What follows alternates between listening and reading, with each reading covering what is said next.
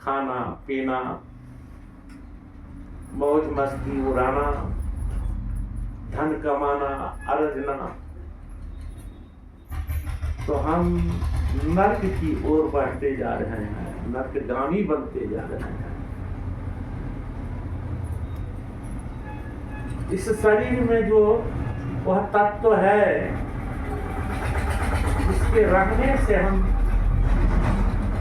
सारी दुनियाओं को देख रहे हैं, सबको पहचानते हैं, लेकिन जिसके माध्यम से सबको पहचानते हैं उसी को नहीं पहचानते हैं, तो साक्षात हम अंधा बने हुए हैं इस संसार में। इसलिए हमें आपको चाहिए कि खुद को भी पहचानने का कोशिश करें। दूसरी बात है, सत्संग से हमारा ज्ञान बढ़ता है, सत्य की पहचान होती है। उस ओर जब जाते हैं, जब तक हम सत्य को नहीं पहचानेंगे तब तक हम अपने आप को भी पहचान नहीं सकेंगे। संसार में आना और जाना यह दुख का कारण है।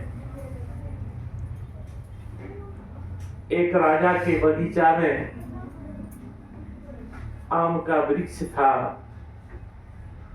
उस वृक्ष पर दो बाज का बच्चा रहता था। सुबह होते ही दोनों बच्चा डाली छोड़ करके उड़ जाता था। एक बच्चा तो उड़ करके गगनगामी बन जाता था, दूसरा बच्चा जो है वह लौट करके फिर आकर के डाली पर बैठ जाता था। राजा को बहुत दुख होता था, जो यह बच्चा क्यों नहीं गगनगामी बन रहा है, जबकि उसी का एक भाई है जो उड़ करके गगनगामी बन जाता है। तो उन्होंने कहा, जो इसको भी गगनगामी बना देगा उसे हम बहुत सारा धन देंगे। बहुत लोग आए लेकिन सबों से नहीं हो पाया। एक बहुत उच्च कोटि के ज्ञानी थे, वो आकर के इस पर चिंतन करने लगे, आखिर इसका क्या अर्थ है।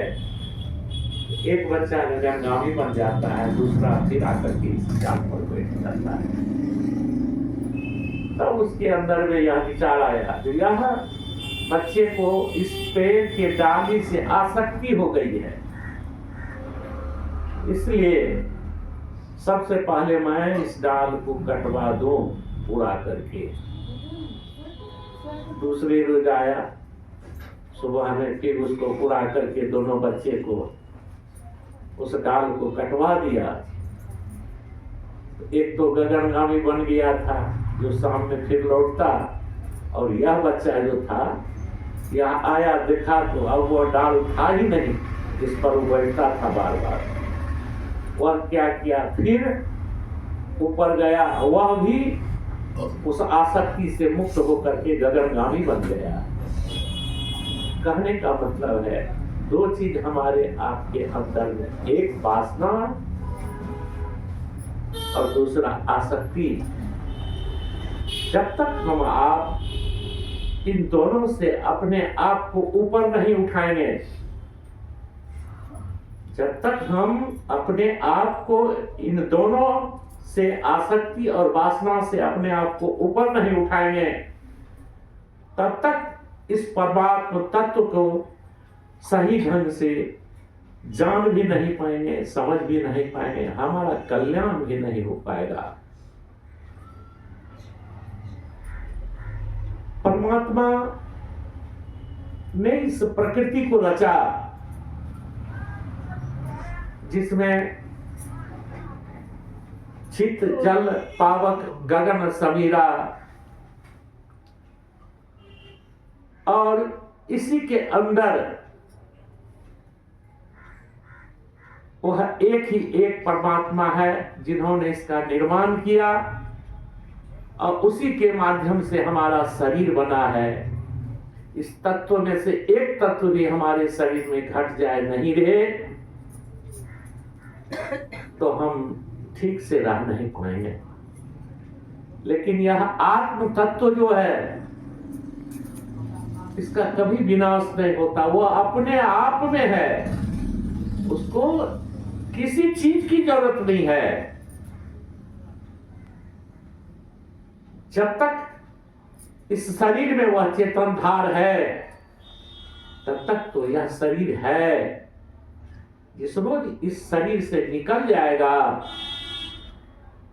उस रोज फिर यह शरीर रहने को नहीं है।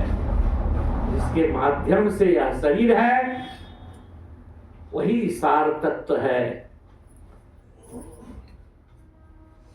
हमारे बीच विद्वान वक्ता